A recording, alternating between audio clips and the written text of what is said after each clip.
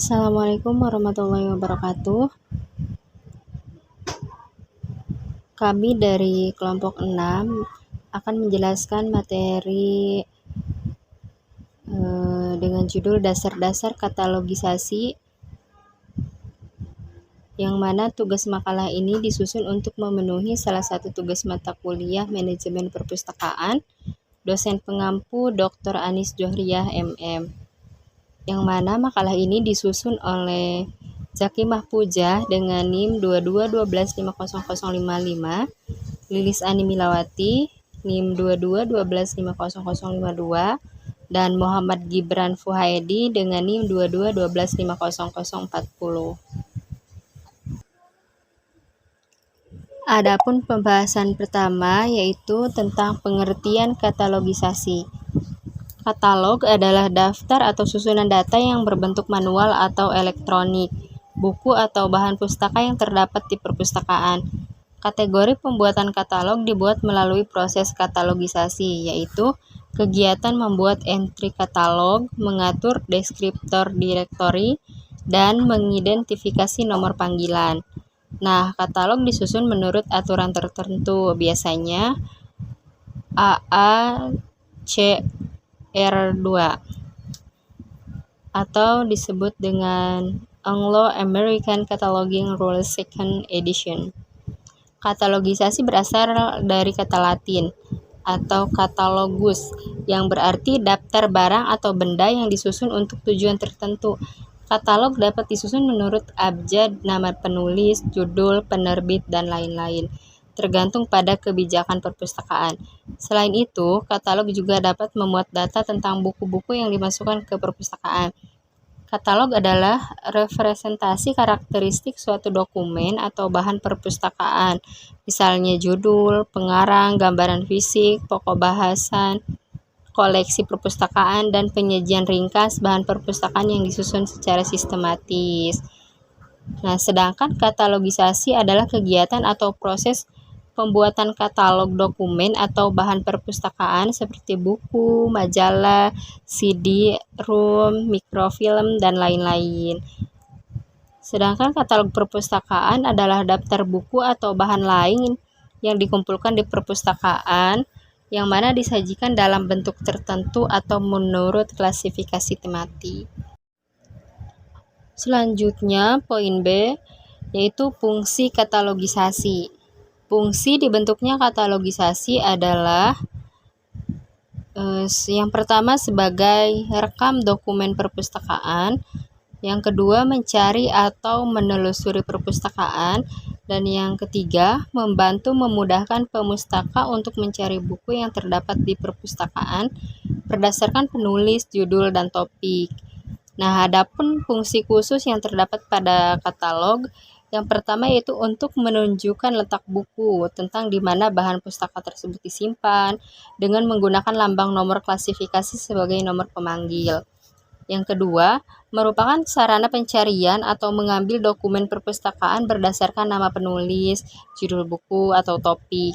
Selanjutnya, mencantumkan semua buku atau bahan perpustakaan menurut abjad berdasarkan nama penulis, judul buku, subjek buku, dan diletakkan pada lokasi tertentu di perpustakaan agar memudahkan pemustaka menemukan barang yang diperlukan. Dan yang terakhir, yaitu untuk membantu pemustaka dengan mudah untuk mencari buku atau bahan perpustakaan. Selain itu, katalog merupakan kunci untuk mengetahui isi koleksi perpustakaan, yang berguna untuk memberikan gambaran yang jelas kepada pengguna tentang koleksi perpustakaan, memudahkan pemustaka mendapatkan bahan pustaka yang diinginkan, sebagai cara memilih buku yang tepat berdasarkan informasi yang diperlukan, memberikan informasi yang lengkap tentang ciri-ciri buku, juga sebagai alat komunikasi untuk menginformasikan tentang buku perpustakaan. Poin selanjutnya, jenis-jenis katalog. Katalog memiliki beberapa jenis, yaitu yang pertama ada direktori penulis. Digunakan apabila buku yang kita cari hanya diketahui nama penulisnya.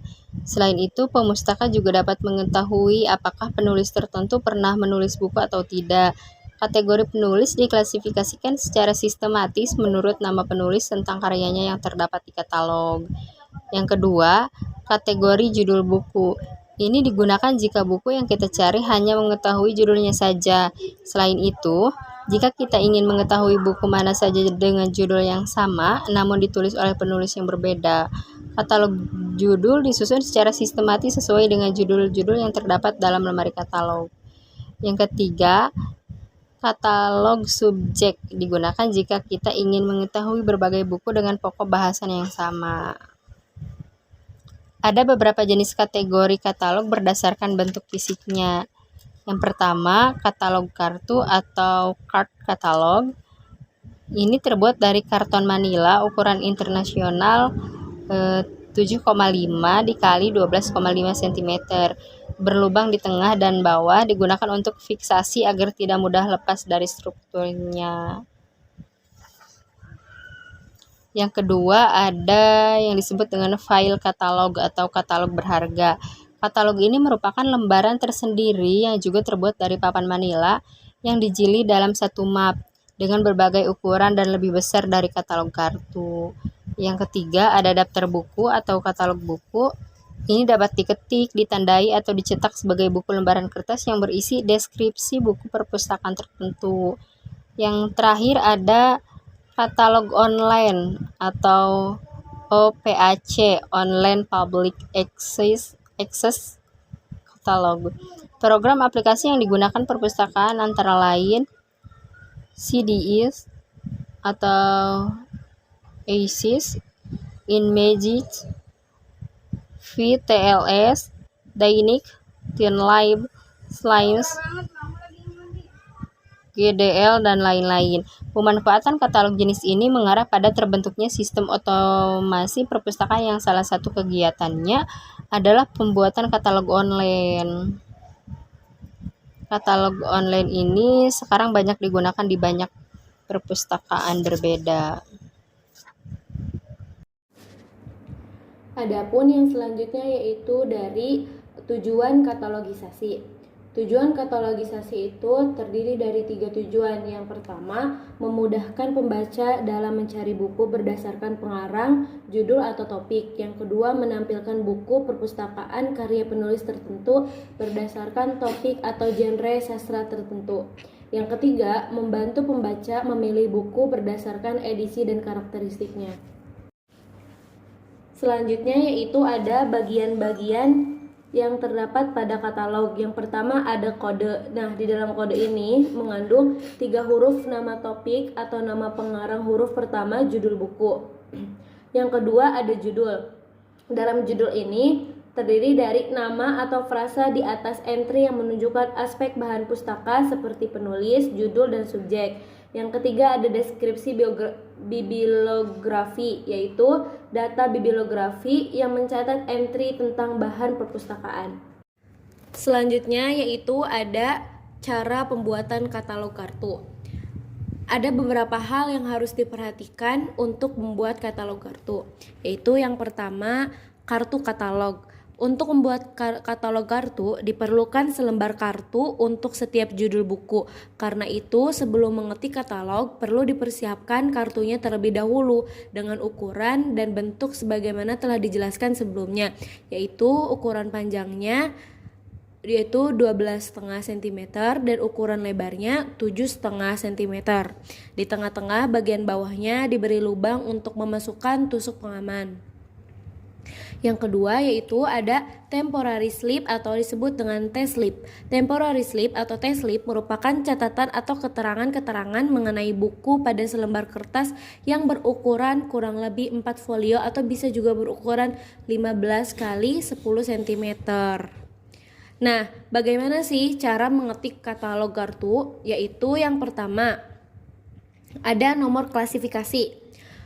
Nomor klasifikasi diketik pada sudut kiri atas kartu katalog.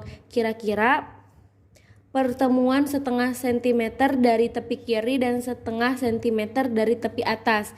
Di bawah nomor klasifikasi, ketiklah 3 huruf kapital kependekatan nama keluarga atau utama pengarang. Yang kedua yaitu ada pengarang atau tajuk entry utama. Nama pengarang buku diketik dengan huruf besar semua dimulai pada idensi pertama, sejajar dengan nomor penempatan atau nomor klasifikasi. Nama pengarang asing yang biasanya diikuti dengan nama keluarga.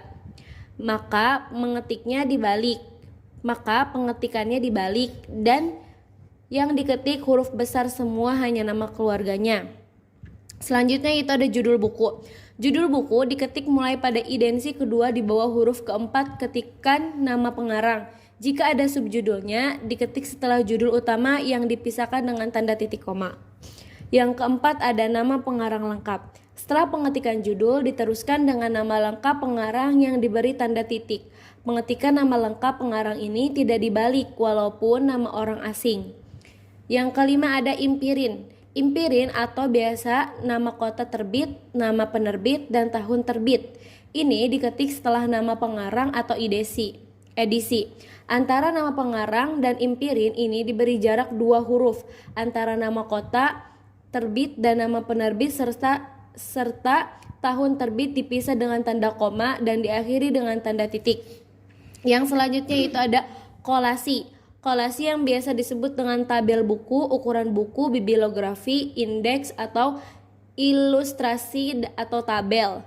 Tidak diketik tersambung dengan impirin, tetapi diketik pada baris berikutnya mulai pada idensi kedua. Selanjutnya yaitu ada penyusunan kartu katalog. Katalog dapat dikatakan berfungsi sebagai an instrument of communication atau alat komunikasi yang menginformasikan buku-buku perpustakaan sekolah apabila murid-murid yang mengunjungi perpustakaan sekolah memanfaatkannya. Nah, biasanya kartu katalog itu disusun dan disimpan di dalam menge buah laci atau kotak katalog. Ukuran laci katalog harus lebih besar daripada kartu katalog sehingga mudah memasukkan dan mengeluarkan kartu katalog. Nah, kotak katalog ini diletakkan di atas meja yang tingginya bisa dijangkau oleh murid-murid. Jumlah laci katalog yang harus disediakan disesuaikan dengan jumlah katalog. Semakin banyak katalognya, semakin banyak pula laci yang harus disediakan. Laci atau kotak katalog yang telah diisi oleh kartu katalog tersebut sebaiknya diletakkan dekat pintu masuk ruangan perpustakaan sekolah sehingga murid-murid yang masuk ke perpustakaan sekolah dan ingin mencari buku tertentu langsung menggunakan katalog untuk mencarinya.